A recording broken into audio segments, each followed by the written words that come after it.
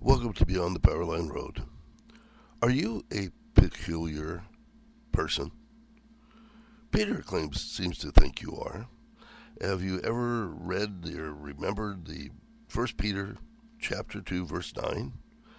First Peter chapter 2 verse 9 says, "But you are a chosen generation, a royal priesthood, a holy nation, a peculiar people, that you should show forth the praises of him that has called you out of darkness into his marvelous light." Peculiar. Kind of an interesting concept, peculiar. In When thinking about peculiar, we want to go to a dictionary and get an idea of what it means, and one of the definitions is distinctive. Okay, that helps a lot. We need a little bit more than distinctive. So you go to distinctive, and it says having an uncommon and appealing quality. Oh, I like that one. I think that is pretty good. So we have an uncommon and appealing quality. The reason we have an uncommon and appealing quality, the reason we are distinctive, is because we are saved by the grace of God. If we go back and look at the first time the word peculiar shows up, we'd have to go to Exodus. And Exodus, God is speaking to Moses, and I'm in chapter 19. It says, "And Moses went up unto God, and the Lord called unto him out of the mountain, saying, Thus shalt thou say to the house of Jacob, and tell the children of Israel, Ye have seen what I did unto the Egyptians, and how I bare you on the eagle's wings, and brought you unto myself. And therefore, if you will obey my voice indeed, and keep my commandment, then ye shall be a peculiar treasure unto me above all people." Isn't that interesting? A peculiar treasure. God considers us to be a peculiar treasure. And so I want us to reflect on that a little bit because of the fact that sometimes we struggle, and I mean we truly struggle with things where we don't think of ourselves as being a treasure to God. And if we go to 1 Kings chapter 19, Elijah had the same problem. See, chapter 18, Elijah had called down fire from heaven, burned up 450 prophets of Baal. He had done such miraculous works, but by chapter 19, Jezebel was after him and he was afraid. So he had gone from being a man of incredible strength to one that was fearing for his life. So we'll get to 1 Kings chapter 19 and verse 1, and we'll start there. It says, "And Ahab told Jezebel all that Elijah had done, and wherewith he had slain the prophets with the sword. And Jezebel sent a messenger unto Elijah, saying, So let the gods do to me and more, if they make not thy life as the life of one of them by tomorrow," about this time. Basically, I'm using the King James Version, but she's saying basically, I am going to take you out, Elijah, because you killed my prophets. And I know that's a terrible paraphrase on it, but it was a hard read getting through verse 2. "And when he saw that, he arose and went for his life. And he came to Beersheba, which belonged to Judah, and left his servants there." So Elijah is on the run.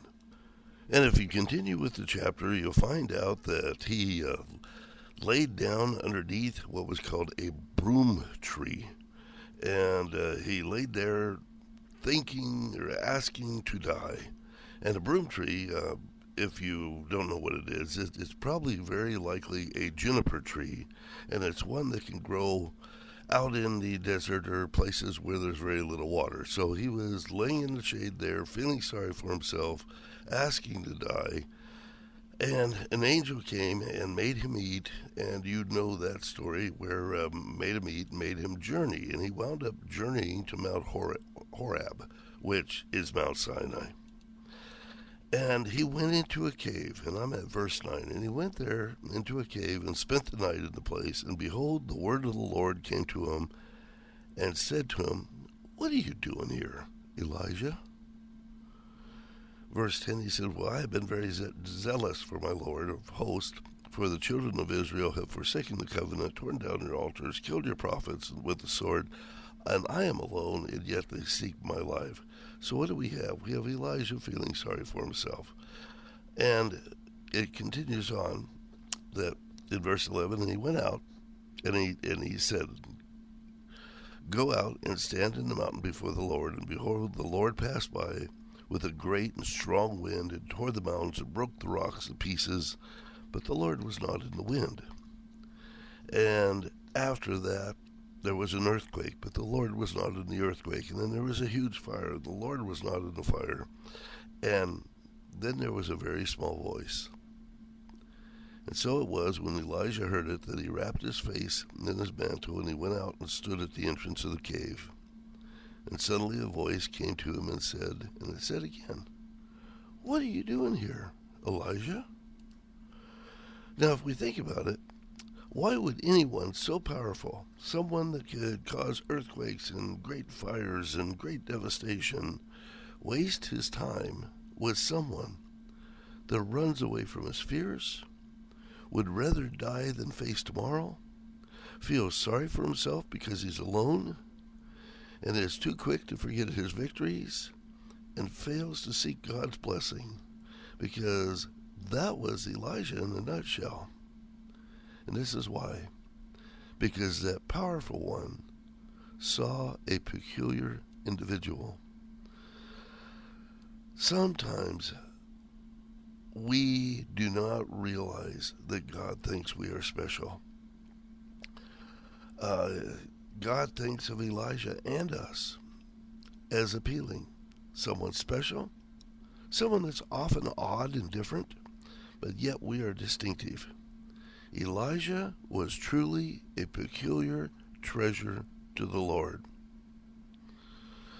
So, think about it. How peculiar are we? Do we often see ourselves in a situation where God is saying, "Hey, Dan, what are you doing here?" And do I respond by saying things like, "I like hiding in caves, let me die, I'm tired, leave me alone for a while, oh, there's so few of us and the world is so wicked, the end times are here, there's times I don't even like myself, just leave me in peace"? But we need to understand something, that God finds us, His creation, uncommonly appealing.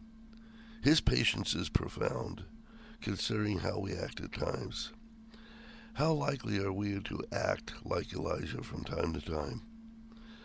One of God's greatest prophets had doubts and fears. God's almighty power did not calm him. It was God's amazing love and understanding that gave Elijah the conviction to continue. I hope you have a wonderful day.